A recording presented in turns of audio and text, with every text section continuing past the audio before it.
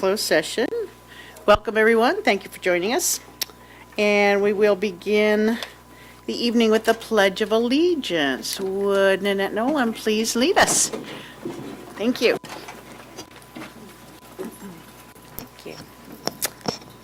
Right hand over your heart. Ready? Begin. I pledge allegiance to the flag of the United States of America and to the republic for which it stands, one nation, under God, indivisible, with liberty and justice for all. Thank you, ma'am. And we'll hear from you a little later, too. That's President of Torrance Council, PTAs. We will move on to adopt the agenda. Can I get a motion? Second. It's been moved and seconded that we adopt the agenda for this evening's regular meeting. All those in favor, say aye. Aye. Opposed? Okay, motion carried. As I said, we are returning from closed session. We have no action to report, actually. But we, in fact, didn't finish our closed session business, so we would be here, back here on time with you all. So we will be recessing immediately following our regular session to address item number 4 in our closed session agenda, as posted. So if anybody wants to hang around and hear whatever we have to say about that, we may be back to report after that. I doubt it, but we'll see. We will be back. All right, I'm going to pass on the first recognition because our folks are not here yet. So if they come, maybe we will get back to that at some time further in the meeting. So let's begin with a report from the Torrance Education Foundation. Susan Swinburne, the Executive Director. Good evening to everybody. If you've been reading your emails from Torrance Education Foundation lately, I'm sure you know that we are in Skechers Friendship Walk season. It will take place on this coming Sunday, and we're actually doing great. We are more than 300 walkers ahead of where we were at this time last year, so that's great. The more walkers we have, the more enthusiasm and the larger of a grant comes back to Torrance Ed Foundation from Skechers. So encouraging everyone who may not yet have signed up to walk, if you're able to join us, to do so. And then we'll have a report after the fact. The other thing I want to announce at this body, and I'm sure everyone is already well aware of it, but the foundation joins everyone in Torrance in mourning the loss of our founding board member and former mayor and former employee of the district, Dee Hardison. Her family has asked me to announce and make sure that people are aware that they have created a memorial scholarship fund in her name with the foundation, and there's information about that for anyone from the community who may wish to contribute in her memory on our website at torranceeducationfoundation.org. That's the extent of my report this evening. Any questions? Anybody? It's always a lovely Sunday morning to go on the walk. It is. I love doing the peer-to-peer Healthful, surrounded by beautiful people, many lovely celebrities. It's very, very fun for children to go with their families because the sponsor of the walk is, the main sponsor is Nickelodeon. So there are quite a lot of cartoon characters there and celebrities and lots of fun activities other than the walk itself. I think maybe there's usually a few cheerleaders here and there. Our cheerleaders and cheerleaders from other local high schools turn out. Sugar Ray Leonard is always there. Yes. And Tommy Lasorda has been known to have come, and many others. We usually have SpongeBob, and usually we have the Ninja Turtles usually come, and many others who I'm too old to recognize, but they're there. I wanted to ask you, in one of the last emails from Skechers, they had indicated a sort of a meeting area for the Torrance Education Foundation folks. Well, yes, each community's education foundation has a staging area at the Strand in Manhattan Beach. Ours is a little bit north of the pier, and that map will be distributed to all registered walkers before the end of this week, so you'll know where to go to meet up. But we will also have banners, and you'll be able to find us, but we will be north of the pier. And part of the point of that, too, was to introduce each Ed Foundation as they began the walk and sort of to stagger the walk as you began. So there was some recognition of folks that were there. That's true, and also to prevent a stampede. Yeah, I've been there for that. I understand that. Okay, well, thanks. Looking Thank you. forward to it. All right, thanks for joining us. Next, we will have the report from the Torrance Council of PTAs, and we get to see Nanette Nolan again. Goody, right? Thank you so much for having me here tonight. I'm here representing Torrance Council of PTAs. Most of our units, all of our units, are super busy. Most of them are well into the first, month and a half of school, so libraries are up and going, Adventures in Arts, our programs are up and running, Healthy Ever After chairs are taking their place, so a lot of the good work at the units that most of you guys at some point as parents or as current parents have seen are now underway. So that's really exciting to be able to support that. In the month of October, earlier this month, we had our first association meeting, and we had several of you there. So thank you so much for joining us. We were excited to also honor the Torrance Unified School District's Employees of the Year, really inspiring, and also pay tribute to Dee and another PTA sister of ours, Jeannie Butcher, who is known well on the north side as a fellow PTA friend. So that was inspirational and really nice to be able to be with friends and honor some really, truly amazing people. So thank you again. I also want to thank you on behalf of Alicia Allen and the Project Hope costume collection. We collected probably nearly 80 costumes for students, for needy and homeless youth in Torrance. And that was really special. And it was children from little toddler ages all the way up through, I want to say maybe middle school, based on the sizes, unless we have some really tall elementary students, I'm not really sure, but it was pretty great. So we're going to have a lot of Batmans, Spider-Mans, mermaids, zombies running around Torrance as a result of your guys's and the outpouring from the rest of our community. So thank you so much from the bottom of my heart. That we will be getting more information out about Project Hope and ongoing donations, food donations, toiletries, personal hygiene items, clothing, and the like. We also are excited to be closely aligned with, we have a youth foster system. Oh gosh, I can't think of the acronym, so sorry for not writing it down, but we'll be collecting gift cards on their behalf and working really closely with other organizations such as TUF and the Torrance Unified Community Collaborative, trying to bring more amazing, really impactful programs to the city of Torrance. So that's really exciting. We also celebrate this week as Red Ribbon Week. As many of you know, that's a drug prevention, alcohol awareness week. All the schools from elementary on through high school do something. Spend the entire week trying to celebrate it and bring awareness. At the elementary school level, we really focus a lot on healthy lifestyle and good choices. And at the middle school and high school, where the reality of what's coming at them in terms of peer pressure and choices, the discussion changes a little bit, but we still try to keep it really positive and provide parents with resources as well. So we've been excited to be a part of that. And I'm excited to say that Torrance has declared October as the PTA membership month. And so Alicia did tell me I needed to bring these beautiful letters. So if you want to join one or all or some units, maybe that you're no longer at, we certainly have a way to do that. And I'll leave those with somebody afterward, everywhere. Shelley, she can pass them on. And that's about it. Thank you so much. Thank you. Appreciate it. No questions, right? Anybody? Questions, comments? All right, thank Nope, you. I wore my red. I realized this was Red Ribbon Week. Okay, thank you. And, you know what, before I move on from that, though, I just wanted to point out, Susan, I assume you know that there is a resolution on this agenda proclaiming November as Torrance Education Foundation Month. And we'll have that in, hopefully we can send a copy of it to you after we've passed it. It's in the body of our general consent items, though, so we'll get to that as we progress. But I wanted to make sure you knew that. Okay, thank you. And now Tyler's not here, so we'll wait and see if he comes. We have to recognize him as this is last week. It may have been his last week. We'll see. And last but not least, we have our good news student presentations.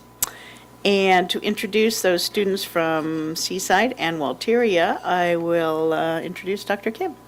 Thank you, President Reagans. It's my pleasure to introduce one of our student leaders from Seaside Elementary, Nia Yesh Dolat Shahi. Can you please come on up to the podium? Let's give her a round of applause, everyone. She is joined by her principal, Mrs. Bauer. Yay! And she'll tell us something great happening at Seaside. Testing. Hello, my name is Niayesh. I'm a 4th grade student attending Seaside Elementary School. It is a pleasure to be here. Every year, Seaside holds a Veterans Day Assembly program. The 3rd grade students, under the direction of Mrs. Bree and with the help of the other classroom teachers, create and present the program. It was really fun attending it and preparing for it last year, even though it took a long time, about a month. We learned a lot while we prepared. For example, we learned all about the different wings of the military forces, about different wars, and many patriotic songs like God Bless the USA by Lee Greenwood, Your Grand Old Flag, and the choruses for the Army, Navy, Marines, Air Force, and Coast Guard. Students wrote speeches and had to audition to be a speaker. I am proud because I was the music conductor. The students practiced every morning and sometimes before recess on the playground. I was excited but worried because the whole school was coming, including students, teachers, family members, and lots of veterans too. Seaside celebrates the veterans by having a breakfast before the big assembly, and teachers park on the street so veterans can park in the parking lot. After the breakfast, everyone meets on the playground, and after introducing and explaining the different wings of the armed forces and singing songs, each veteran introduces himself or herself and tells their role in supporting our country. These stories are moving and meaningful. Every year I feel so good and know that Seaside always is going to include everyone and recognize the many people of our environment and teach the importance of being patriotic. The whole point of our program is to celebrate and honor those who have served our country and made us proud. By doing this, we all become better citizens. Thank you for listening.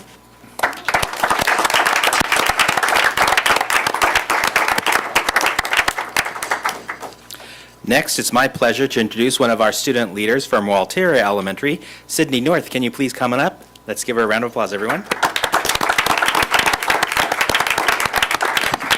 Also joining us tonight is the principal of Walteria, Dr. Ponce. Please go ahead, Sydney. If you didn't know, Walteria Elementary got a whole new library. These plans were made because our old library was too small, causing classrooms to split in groups because of the size. Fortunately, our computer lab was not being used due to our new use of the school Chromebooks in class. That meant that the space and the connecting offices could be turned into a bigger room, the perfect size for a library. To make this possible, we got a donation of $10,000 from an anonymous donor. However, the price of the demolishing was too high, and we needed more money. Thankfully, PTA donated $4,500. Lots of support from the district was needed to make this happen, and the school got it. My personal thoughts: the library is great. I've helped check out books since preppy, and the way it's evolved is awesome. There's way more room, and there's more furniture to use during library time. With the new room, it's very open and super cozy. Lots of hard work was put into the library, and I think it really paid off. Thanks. Thank you. Wow, thanks to both of you for joining us this evening. Very nice to hear about the great things happening at your schools. Mrs. Deutsch had something she wanted to say. I just wanted to let both of you ladies know that I was very proud of the fact that you came out here and spoke to us. I know that it's a very, very hard thing to do. It's hard as an adult to do it, but you ladies did an amazing job. Thank you very much for doing that, okay? Good job. Thank you, thank you. It's always nice to hear good news. Let's see. And now before we move on, actually, I see somebody slid in here, And I want to go back to our recognition item to recognize the Rotary Club of Torrance, USC versus UCLA tailgate luncheon. So, David Hensler, you want to come forward? Sorry, I didn't even let you catch your breath. Sorry. Good evening, everyone. The three Torrance Rotary Clubs are having the, I think it's the 8th or 9th annual UCLA-USC tailgate lunch, and which we raise $10,000 to $15,000 every year for the athletic departments of this high schools of Torrance Unified. This year, it's going to be Wednesday, November 15th. It's going to be a lunch again, and this year's speaker for USC is some guy that you might have heard of, Lynn Swan. He's their new athletic director, a very famous USC and professional football player. Chris Roberts, the voice of UCLA, will be the speaker for UCLA, and Pete Arbogast, the voice of USC, will be the speaker for USC. And what? The MC, yes. Okay, I'm sorry. the MC, that's He's the MC, yes. Yes. And tickets are $50. You can purchase them online, and we invite everyone in the audience and out in TV land to come check us out. Thank you very much. All right, thank you. It's a great event. It's always fun with some sort of friendly jibes back and forth, and it'll be interesting to see how things happen this year. It's always something new and exciting. I don't know about whether there will be a presence made by Traveler this year. Do you know if he's going to be Trigger? Trigger is Traveler. Oops, wait a minute. I think, Let the jabs begin. yeah, I guess so. The song girls, the USC song girls, the cheer squad from UCLA. The USC Song Girls and the UCLA Cheer Squad, and yeah. Also representing the UCLA band is, Karen, why don't you come up to the mic so people can hear you? okay. Also representing the UCLA band, because that Wednesday was a very difficult day for UCLA. They've got a lot of things going. Seems like they've got more stuff happening that day than USC. But so Torrance High School is going to represent the UCLA band, and they are going to accompany the UCLA cheer squad with the music. So we're really excited about that. Carlos Antwander has been great to work with. He's represented. He's actually brought in the band for the last couple of years. Yeah. And we've had him play a lot of the UCLA music since he is a Bruin, and played in the UCLA band when he went there. Oh, So it's going to be really exciting. okay, great. Great, well, we're happy and proud to have a TUSD table that we put together with each individual folk who is able to attend. So we're expecting a lot of excitement and wonderful spirit, so we'll be looking forward to you. And I have that for you, David, if you want to leave, or if I can pass it to Shelley, and she can get it to you, okay? Okay. There we go. Okay, thank you for coming this evening. All right, so if anybody needs to leave, like the young people, this might be a good time. Thanks again for coming. Thank you. We understand there's homework to be done. All right, moving on. The next item on our agenda is we have a public hearing on the sufficiency of textbooks and instructional materials for 2017-2018. So I would like to officially open the public hearing for those items and materials. I want to welcome and invite any comments or questions from the audience about materials. Anybody? Dr. Chang, you have something you want to say? Just simply to be able to verify that we're within our 8-week window of having sufficient materials for all our students, kindergarten through high school. So we're in great shape. Okay, great. Any other comments, questions, anybody? Okay, well, hearing none, then I close the hearing, and we will have an action item later related to that hearing. Next, we have oral communications on unscheduled hearings on non-agenda items. I actually do have one card. Is there any, I don't know if anybody else had a card that they wanted to put forward. The Board of Education welcomes input from the public in order to discuss district business in an orderly manner for the privacy and safety of the speakers and to help staff respond more directly. The board policies require that public presentations to the board comply with certain procedures, including speakers to non-agenda items may address only items that are within the subject matter jurisdiction of the board. Time allotted for such presentations is limited to 3 minutes. Total time allotted for public input on non-agenda items is limited to 30 minutes.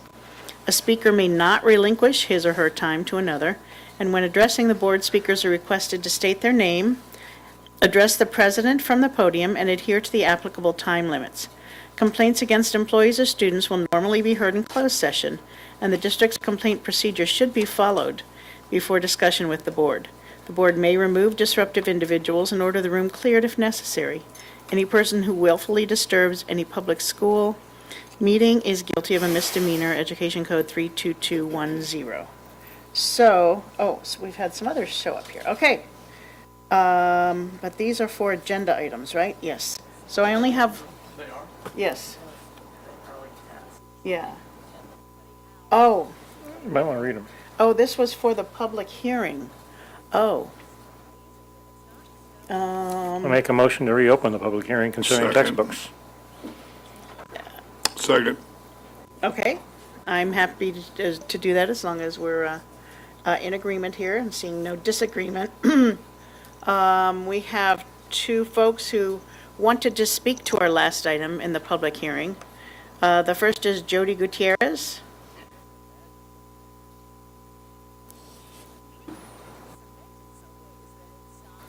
Hello, good evening. Thank you.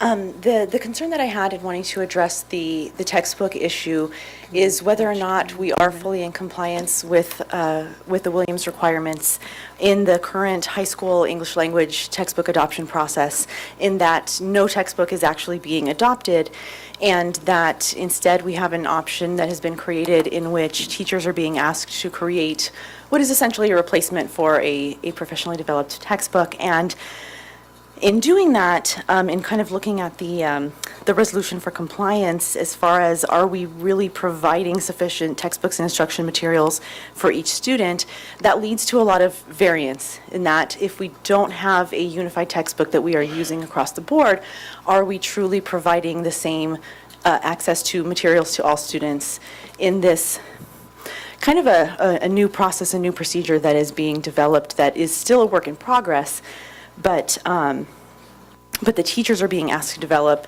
and that is being shared with other teachers across the district. And so I think there's been some concern that if this is something that is, first of all, that we are creating as we go, are we in fact providing that level of access to all students?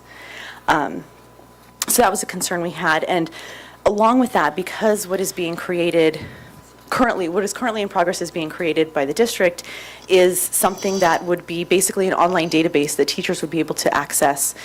That does kind of put issues back on the teacher for providing those materials as far as creating copies or providing, or sorry, excuse me, transferring those materials from this district database into a resource that would be accessible to the students. And so then are we in a compliance issue for those students who don't have electronic access at home, as or that might not be able to have access to those materials, or to the teachers to be having to create photocopies of multitudes of pages of stories and of, printed literature for those times that we're not able to provide those. For example, if we're not able to all get Chromebook cards on the days that we need them, since we don't all have those in our individual classrooms. Sorry, so I guess that's kind of what it boils down to, is that there is a concern that with this process, there's not sufficient materials being provided for all of the students in order to put us in compliance with the Williams Act. So, Okay. Thank you for your comment. I think maybe we can address that in the discussion action item? Yeah. Okay, the second person who wanted to speak on the public hearing was Susanna Gonzalez. Hi, thank you for opening up in the second session. I wanted to also just piggyback off of what Jody was talking about. I'm not a curriculum expert. I am a teacher, and I've been a teacher for 23 years. I have been in this school district that entire time. What she has been addressing is something that the district has called Option X. When initially we thought that Option X was going to be a compilation of experts who had databases online. We were going to use the textbook money instead of buying textbooks. We were going to buy database pieces of information, either accessible for teachers or accessible for students. What it turned out to be was completely opposite of that. Teachers that are veteran or non are being asked to be pulled out of their classroom each time to set up lesson plans, go for one day. And like I said, being 23 years in, I know what that is like. It's a great time to collaborate with the teachers. All of the information gets dumped into a Google Doc, and nobody looks at it again. My students and the teachers that are working in my school are functioning right now with a textbook that was written in 1997, which is based on the 1995 California State Framework. Common Core, we've moved all the way through now, and though we're developing lessons that are based in Common Core in our classrooms, our new teachers are currently working in a textbook that is so old, it's older than they are in some degree. That's outside of the Williams Act. I realize that the district has already made a decision about not buying textbooks for us. I'm here tonight just to say, I do not agree with that. I know that my teachers at my school site don't agree with that. I know that the teachers at North High School don't agree with that, and that the South High School teachers thought that there were going to be professionals compiling this information for Option X. My concern is going forward, are we in compliance with the Williams? Are we in compliance with Common Core? We aren't experts at the curriculum. We know how to do our job with what's given to us, but I'm certainly concerned that if parents find out that we are functioning right now with a textbook that's from 1997 and we've never been given the permission to buy a new textbook, that's not going to ride very well. Thank you. Thank you. Appreciate your comments. Okay, so, having heard that, anyone else who wanted to speak at the public hearing? We tried to get comments in before. Anybody else? Last chance. Okay, then seeing no others, we will... Motion to close public hearing. Again, close the hearing. We actually don't need a motion, do we? No. I can just close it. Thank you, and we will move on in our agenda. There is, again, a discussion action item, so I expect we may have a discussion at that point, perhaps further. And now it's time for the non-agenda items, and there's only, unscheduled hearings for non-agenda items, and I have only one card, and that is Sarah M. Duenas.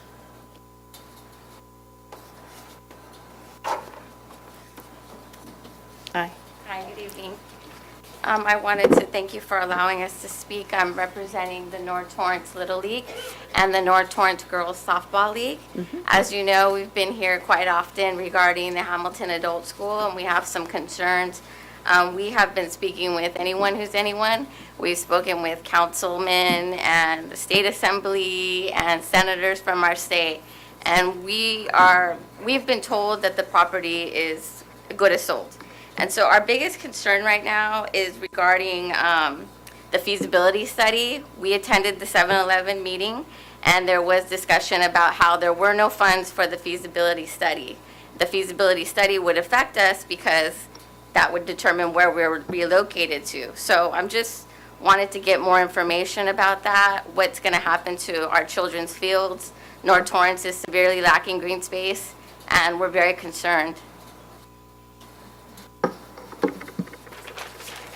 Okay, you still have a couple minutes, is that it? That's it. Okay, thank you very much.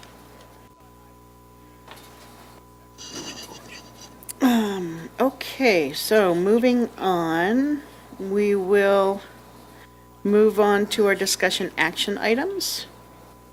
And again, instructions to the public, speakers wishing to address the board on agenda items are permitted 3 minutes per topic. Total time granted for public input is limited to 30 minutes per topic. The board policies require that public presentations to the board comply with certain procedures, including items 2 to 4 listed in the oral communications that I read before. So our one and only discussion action item is to adopt the resolution for textbook and instructional materials compliance and certification of provision of standards aligned instructional materials for the 2017-18 school year. Can I get a motion? So moved. And a second? Second. Okay. And discussion. Let's see. That's The light on Mr. your right was first. Oh, was first? Actually, no, that's, That's just a fake light. yeah, that's, you're it, Mr. Ah, Stephen. yeah, right. About the English language books, or the English language arts books. This came up last year, right? And they were the committee deciding how to decide this. And I know there was a rift between opinions on whether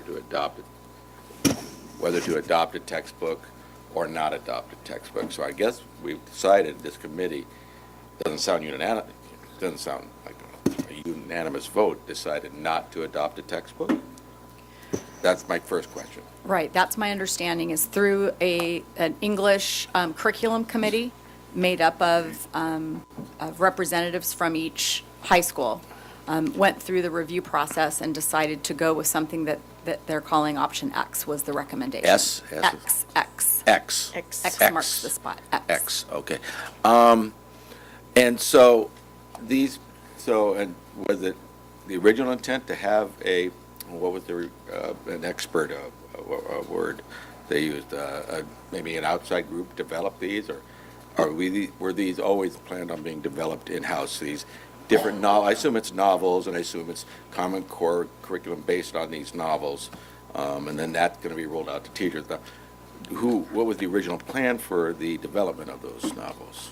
And I believe, and Dr. Dougal can add in, Okay. that there wasn't anything about hiring an outside person. It was that they would use materials and that they were developing in alignment with the teachers. Yeah, the representatives from each high school are working with the district resource teachers in developing those materials. And there is no backup curriculum. There is not a backup. I mean, are these these units,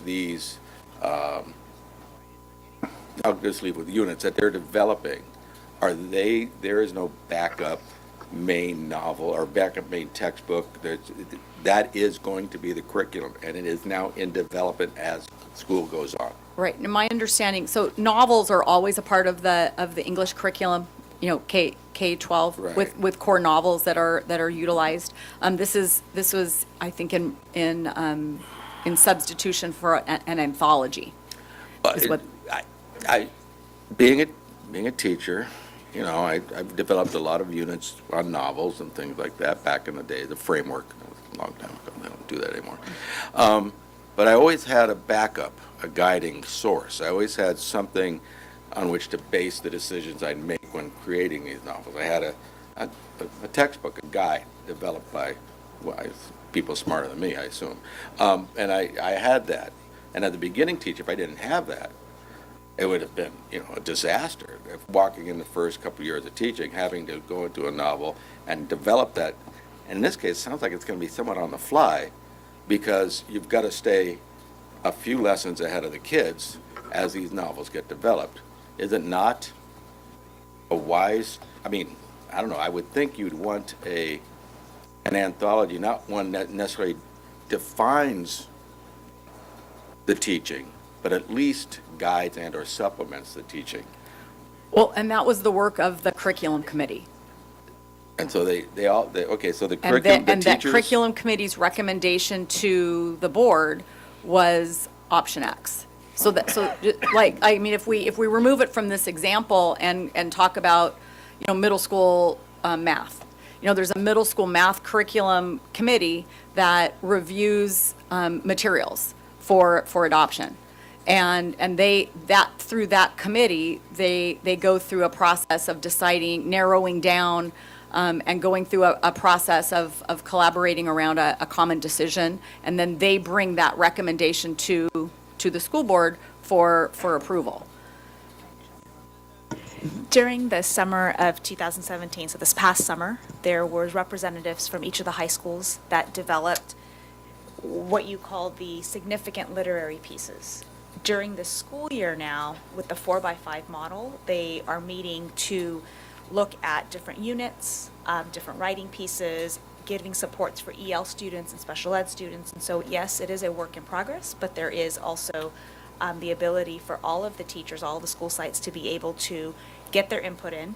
One of the things we heard in regards to the anthology selection was teachers were not using the entire selection. And so they wanted to have the ability to use different sources. And so this is how the group came up with the option X piece, was to allow the teachers the ability to give their input on what they wanted, but also develop a significant database of the stories, the novels, the units, the writing frames that would be used. And so that is what they will be working on for this year. And this, is it the intent that all this stuff becomes a paper-driven type of thing? Because they talk about running stuff off, and if not, how does that address those students that don't have access to that online curriculum? And there is a portion of, a significant portion of students. So I think those would be addressed through that 4x5 process, is whether things are online, whether things need to be made copies of, and so those are kind of logistical things that would be discussed. You're going to have to forgive me. I probably should know this. What's the 4 mean? What's the 5 mean? It's the each of the high schools has a representative along with the assistant principals and a district rep, and so it's a comprehensive look or a unified look at not just what one school's doing, but with the entire, all 4 of our high schools. And are all 4 of the high schools, in essence, are they all working on the same titles? Are every high school is picking their own titles? Are they all working on the same format? Or is it just kind of everyone's out there working on their own little island? So that's the point of the 4x5, is to get together to discuss what that would look like.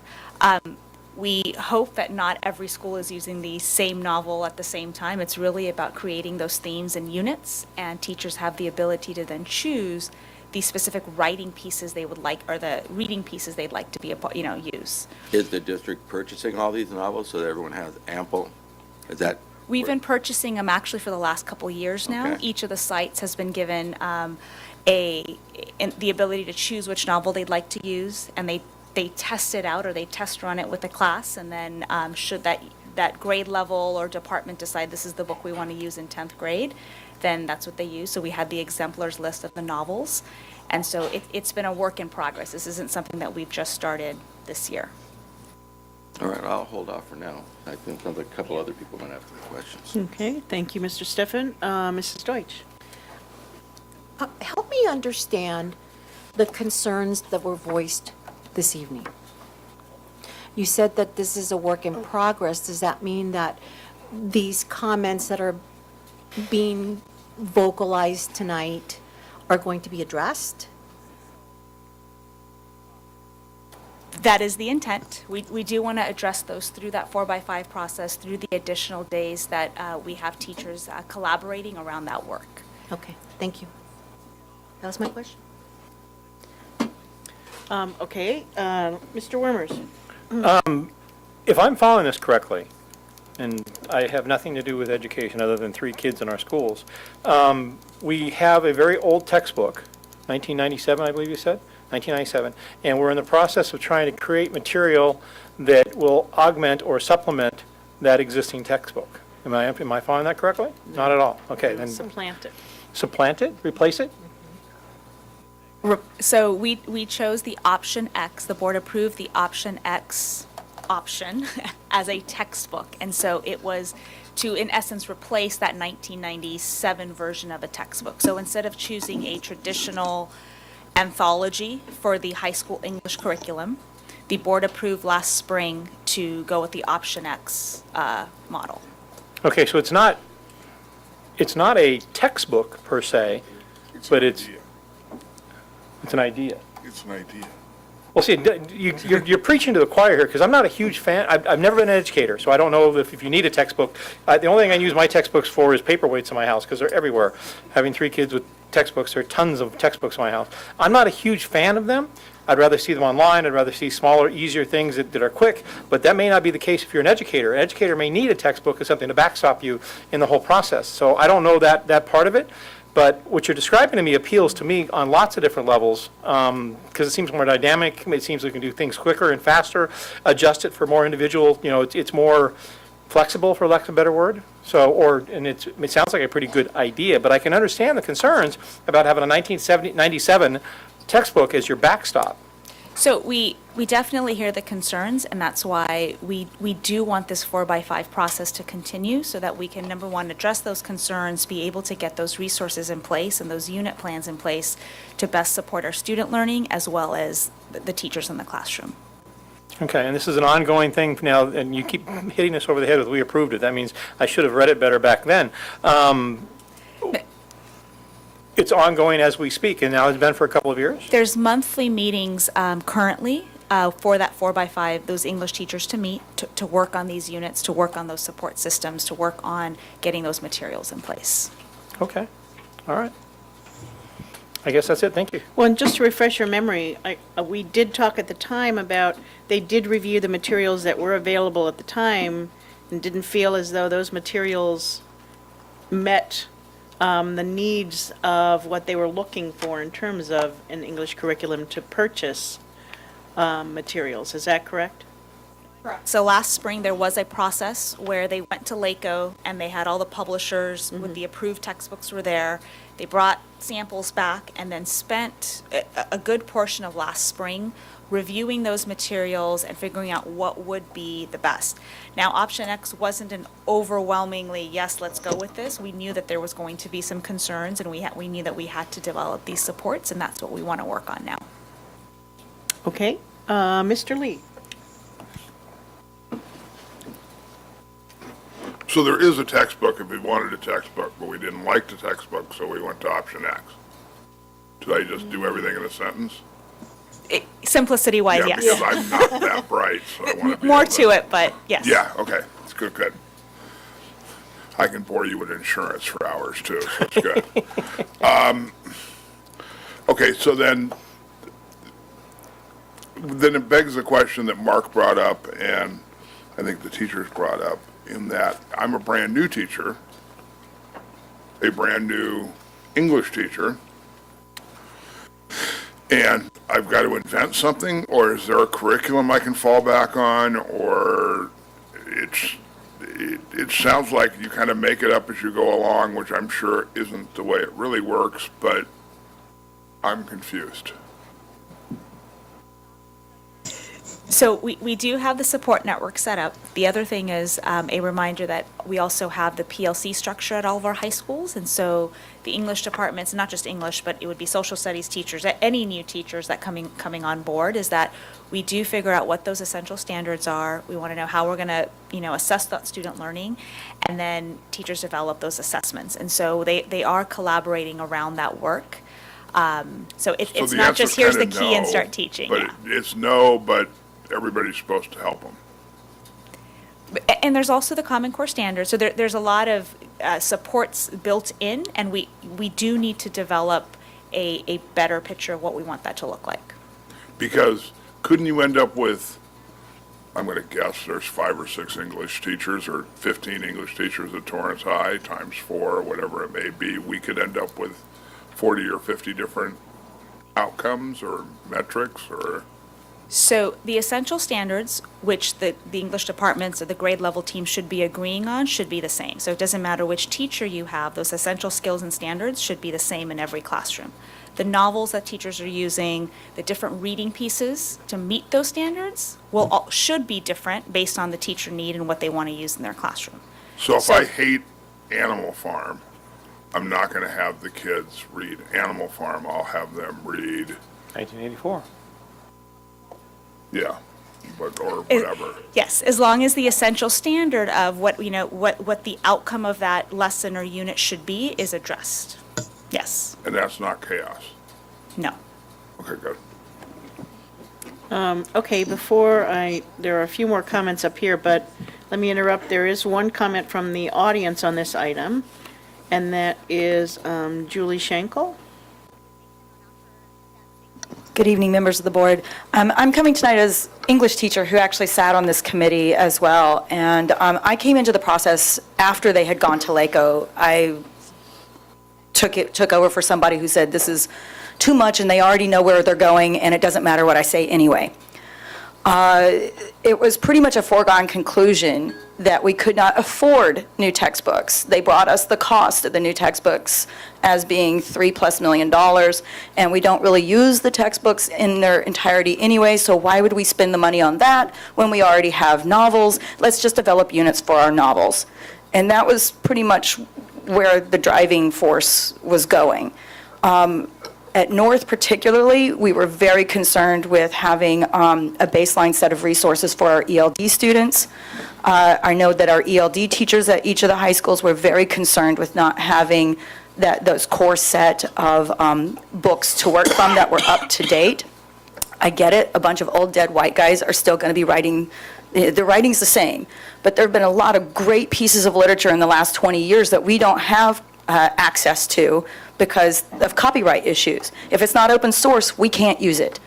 And now yes, we agreed on this option X. It was the pathway forward, and like you said, it wasn't necessarily the best pathway, but it was the pathway, and we did agree to it. But there are still some big concerns and problems.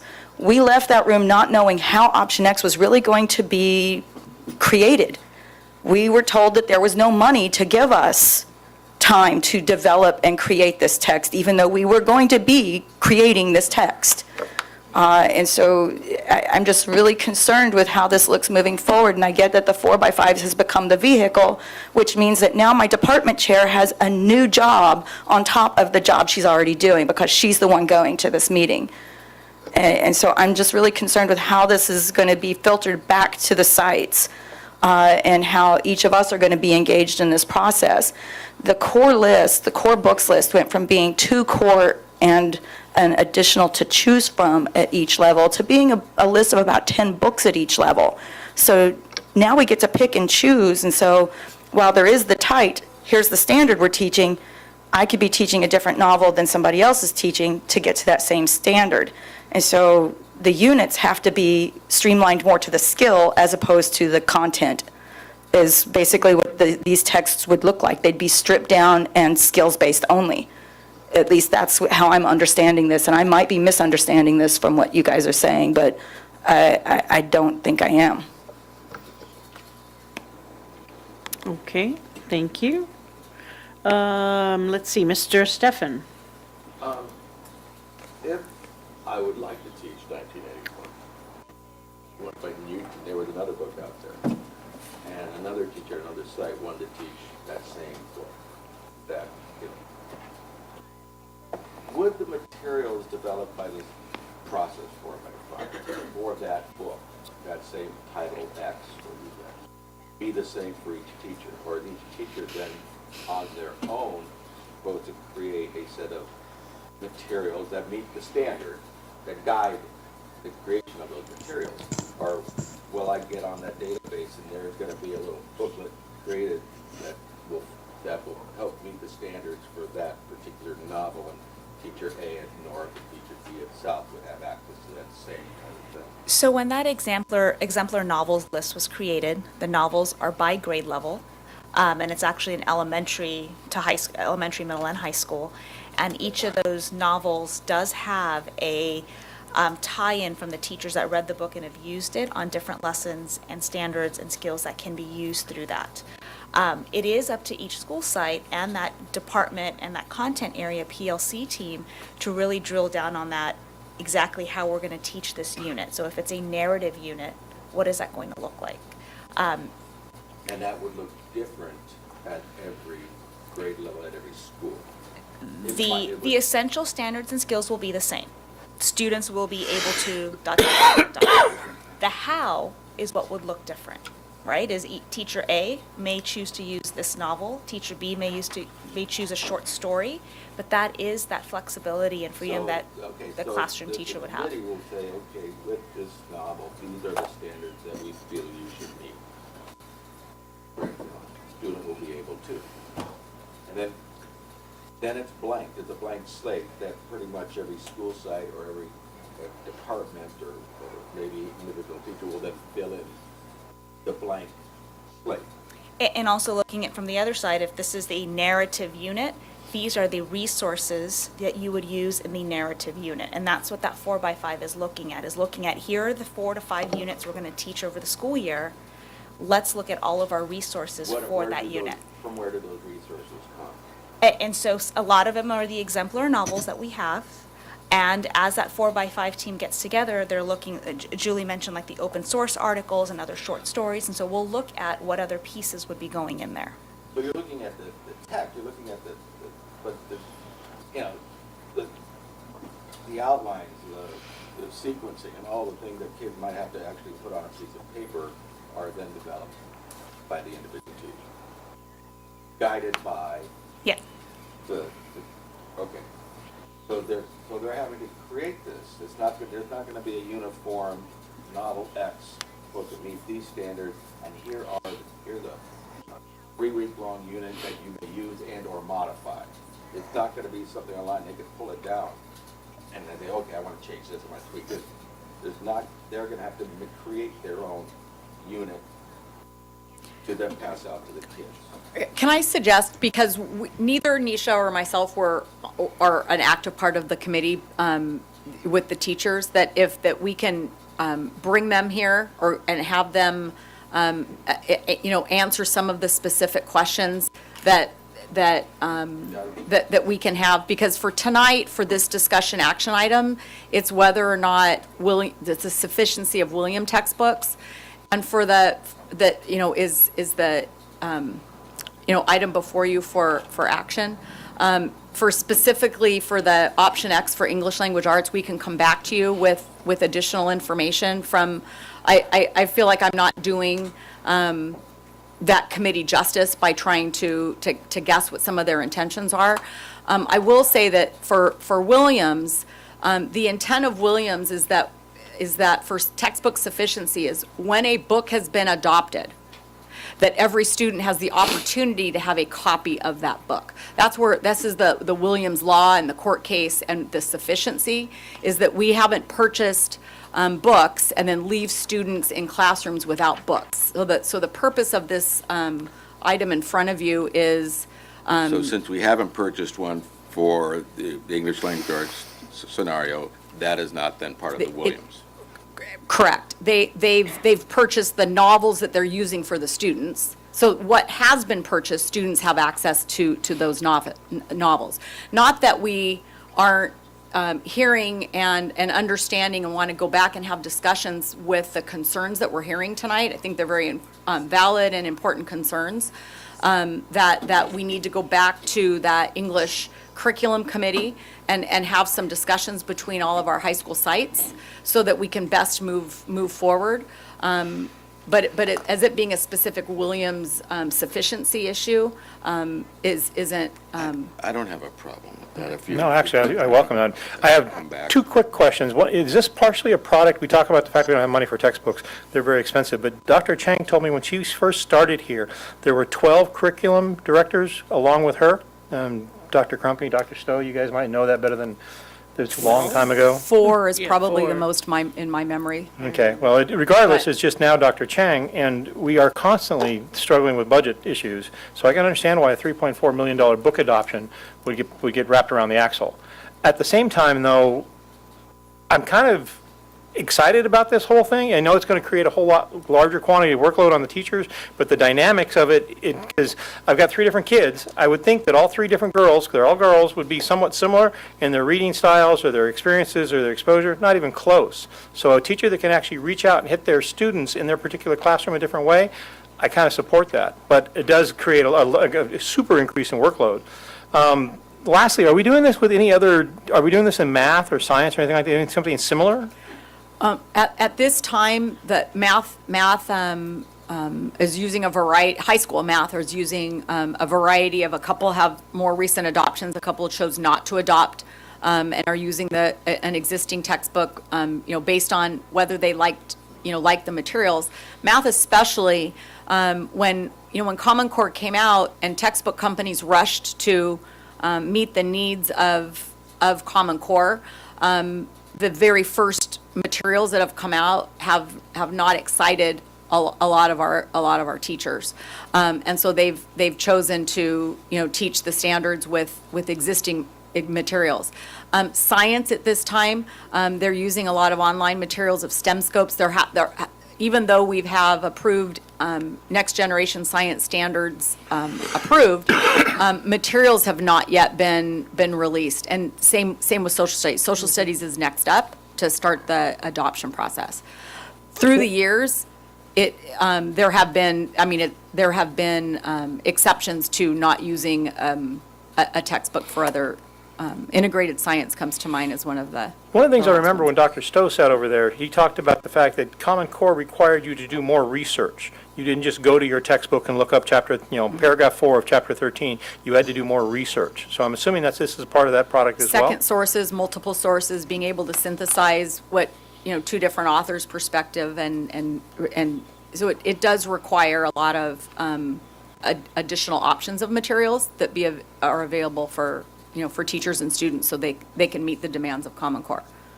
Well, funding is always part of our biggest problems, but yeah, if you could bring people back, I agree with Mark. I'm all over that.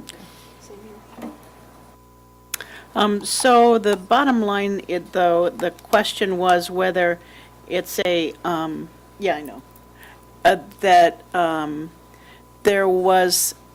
we purchased sufficient materials or not. And they were saying, well, since you didn't purchase anything, that's not sufficient. But that's not what we're addressing here this evening.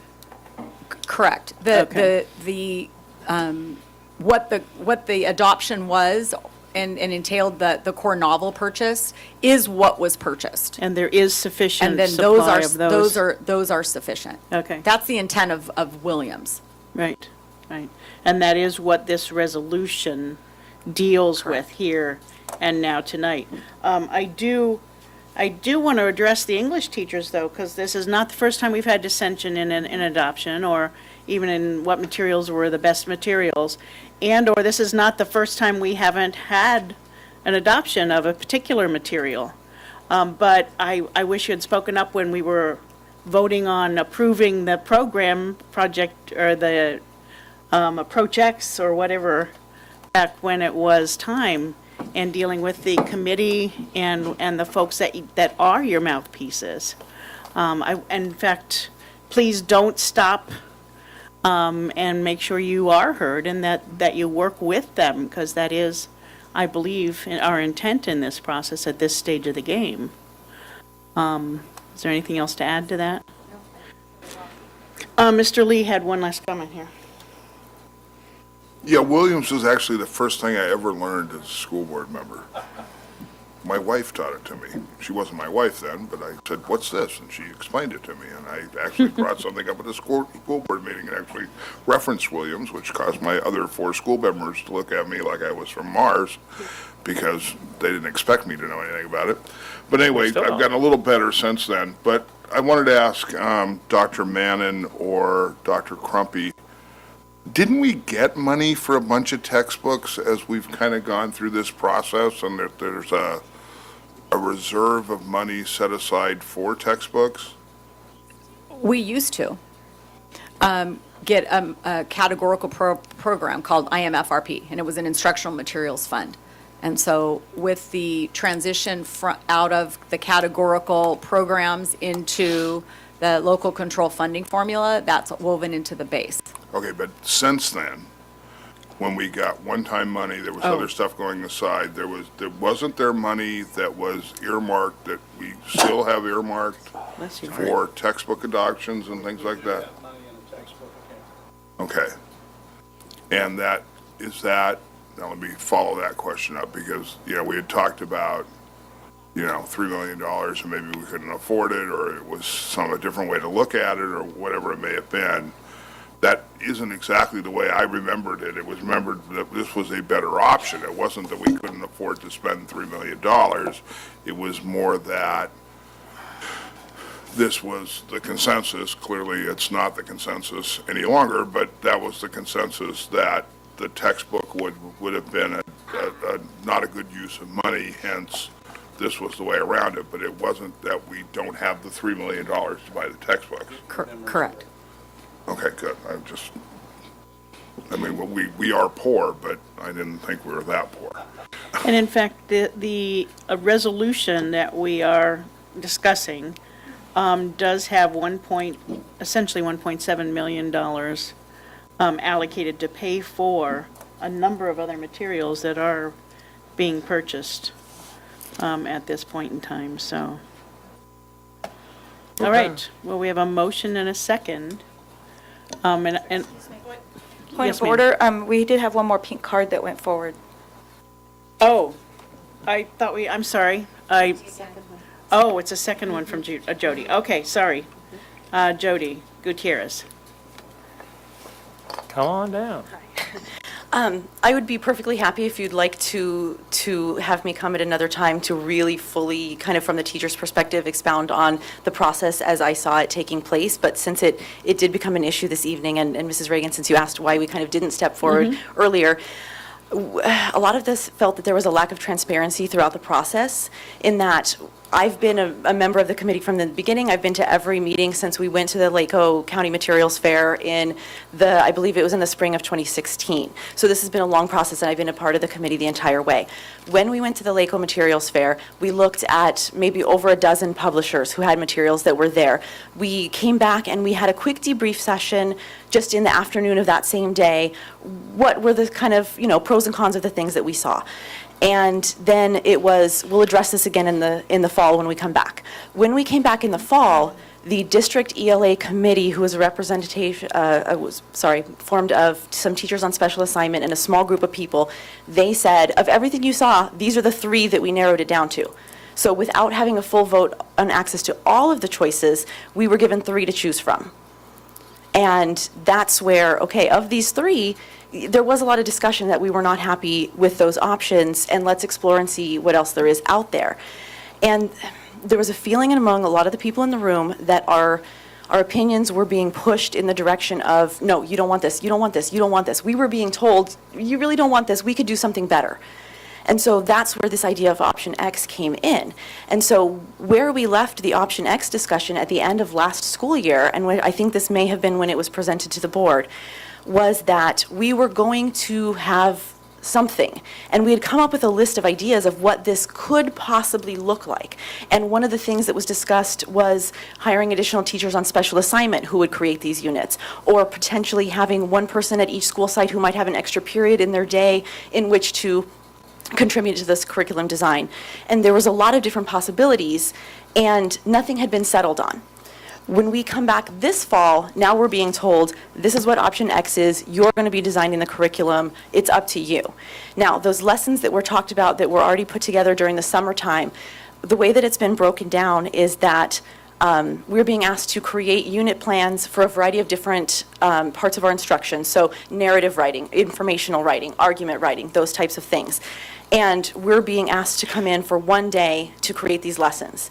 The first set of lessons that was created was done in a full week-long summer workshop where teachers were spending their whole day collaborating for the entire week, and were still asked to do homework in additional hours on those times. And what resulted from that, which has been shared with us so far, is a unit that would cover about 3 to 5 days of instructional time in my classroom. And now what we're being asked to come in for is you have one day to put together the argument unit, one day to put together the informational writing unit.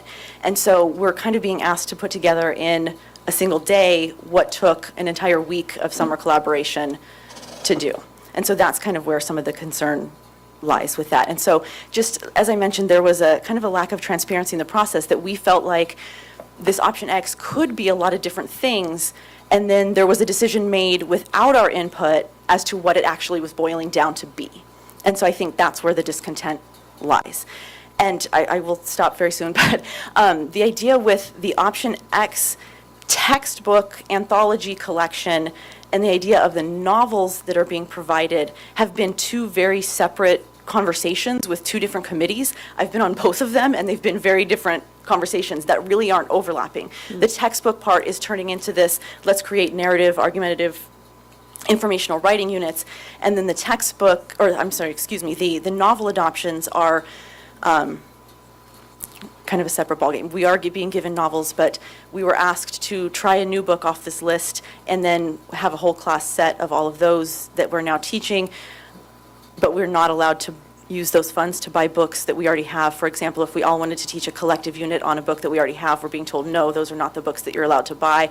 You have to buy these new books that you have much smaller options to do. And so that might be a completely different issue, but I do feel like in relation to the Williams conversation, since we are being kind of directed to do that, it might be an issue for further consideration. Other than you, who else is on the committee? There have been representatives from each school site. There were 2 to 3 high school teachers and 1 site administrator from each site who have been attending the committee meetings, and along with the ELD teachers specifically. There was, I think at each high school, they had 2 mainstream teachers, 1 ELD teacher, and an administrator at each site meeting. And it's been well attended, and, people continue to go to the meetings?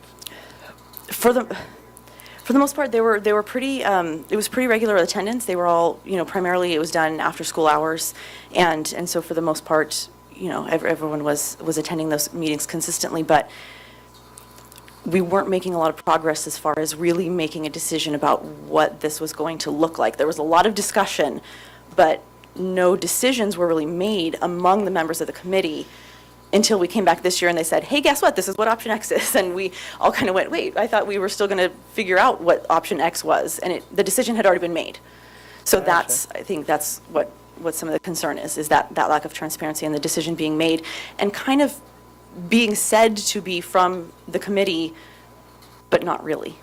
That's not kind of the reality of how it happened. Okay, thank you. Thank you. Mrs. Reagan, since clearly there are concerns expressed tonight, Dr. Crumpy will take this on. Yes, can we refer it to and then staff? provide you information back. But she'll be working with high school English departments to resolve these issues. Okay, so we can expect a report at sometime in the near future? Yes. A complete report? Okay, so again, we are looking at adopting the resolution for textbook and instructional materials compliance and certification of provision of standards-aligned instructional materials for the 2017-18 school year. I have a motion and a second. All those in favor, say aye. Aye. Aye. Opposed? Okay. Thank you for your input. Thank you all for I coming. don't know if we could address it and/or in any way, solve the problem at this point, but it's going to be an ongoing process, I believe. At least it sounds like, and it's very complicated with lots and lots of people involved and lots of different opinions. So let's see if we can't sort it out in some way. Okay. Thanks again for coming. Next, we have our consent agenda. No, we don't, And I have one question about 20.3. Well, and I have one Don't we about have orals? 20.2. Don't we have orals, Don asks? we already did orals, didn't we? Yeah, No, we we did. didn't. Yeah, we did. Because we had the one speaker from the softball. did. Okay, Yeah, we did. 20.3, And 2. The only one I want to pull. 20.2. 20.2, and Just a question. 20.3. Okay, so is there a motion to approve the others? everything other than 20.2 and 20.3. I'll second that. Okay, so we have a motion and a second to approve all consent items aside from, item 20.2 and 20.3. All those in favor, say aye. Aye. Opposed? All right, item 20.2. All right, I just touched my thing. It's just a change, thank you. It's a change order, and there's a chart and a change order. And the first one said, and I'm probably just reading it wrong, it's GG demolition, and the original contract for 1.635, and it looks like it gets lowered, but the end contract, revised contract is 1.688. Do you see what I'm saying? Yes. Am I reading that wrong? That's because there's 6 change orders, and if you add them all up, But I see a negative. right, that one Oh. change order is $11,000 drop, but all the other 5 change orders Are are more. greater than $11,000. There you go, thank you. Yep. And I talked with Dr. Stowe about this in the past, and it's a complex process, It's the but way that it's explains how Okay, I it is. remember that now. Thank you very much. Mine's a whole lot, Motion is second. motion to approve I make a 20. motion, I second. Second. Okay, it's been moved and approved that we approve item 20.2, change orders for bid packages 03, 05, 11, and 12. okay? And all those in favor, say aye. Aye. Opposed, no. Motion carried. And now for 20.3. This is to furnish and install 4 badminton courts at Richard, am I reading this correctly? I'm getting too old to do this. At Richardson Middle School Gymnasium project, and it's only for Richardson, or do all the other gyms have a badminton court with Wi-Fi and everything else? Emily? Here comes Emily. Go Emily. Hi, Emily. Hopefully my agenda doesn't jump around here. I'm trying to keep it in the center of my screen. So, My question is this is the first time I've seen mention of a badminton court with Wi-Fi to control the scorecard and everything. Is it at all gymnasiums, all middle school gymnasiums? well, or there's just a couple of Richardson? different items there. So the badminton court is one item, and then the other items behind it are actually different items. So the total of all of the elements of that change order are the dollar amount that you see at the top, the 6,000. Okay, I understand that. So the badminton itself is just for one site. So all of these change orders are for one site, which is Richardson. It should be, it's in parentheses at the end of the name. I think when we moved the gym from the north side of the campus to the south side of the campus, we took out the badminton court that was where we cited the gym. Am I remembering that right? So now it has to be replaced? Remember, we were gonna put it back against the fence. Yeah. Remember, we moved it up there, and they had some play stuff there that Yeah. they were concerned about. So we said, okay, we replace that when we put the gym there, but I That are think, put back into the asphalt area, if I right. recall. And And their I think the exterior. badminton courts were on the, well, they wouldn't be on the grass, so they'd be on the Right, okay. asphalt. So they're resetting up the badminton courts Ah, on the, I saw that and I said, oh yeah, that's what that is. So- okay. That explains, and then the other things are just part of the, okay. Thank you. Absolutely. So you're Thank saying you. these are outdoor badminton courts Mhm. that we're replacing? If it's kind of windy, it kind of makes it a little harder, but it's. But then it okay. talks about furnishing a wireless system for the scoreboard and shot clocks. That's for the basketball. She's right. Emily was saying that there's several different things It in is this change order. confusing to have them all in the But same every item school- like that. Every school gets a wireless Yeah. scoreboard? Okay. And actually, some of it's kind of an inconsistency in how the agenda is prepared by the different teams. A lot of them, you'll see bullet points for each item, and that makes it a little bit more clear. Yes, it does, so Unfortunately, that this they're, doesn't. yeah, identified instead of seeming as though they're related. Exactly. Yes, got it. Was Okay. the Wi-Fi bulletin board in the original bid? I think so, yeah. Yes. There are just Scoreboard elements for it. of it that needed to be revised. So you've got, and bear with me, I'm so sorry. I should have printed it and I didn't. I don't. I'm so sorry. I think it was the wireless controllers that were not included as part of the bid package. Right, you've got shot clock controls and then some of the elements to that connect the So we wireless. can actually use the scoreboard? Yeah, so there's, I think, just some inconsistency and maybe an element missing Oh. to make sure that you've got functionality. All right, does that sufficiently? Can I make a motion, or Mike make a motion? I'm okay. I'll make a motion to approve 20.3. Second. It's been moved and seconded that we approve item 20.3 for bid package number 14. All those in favor say aye. Aye. Opposed?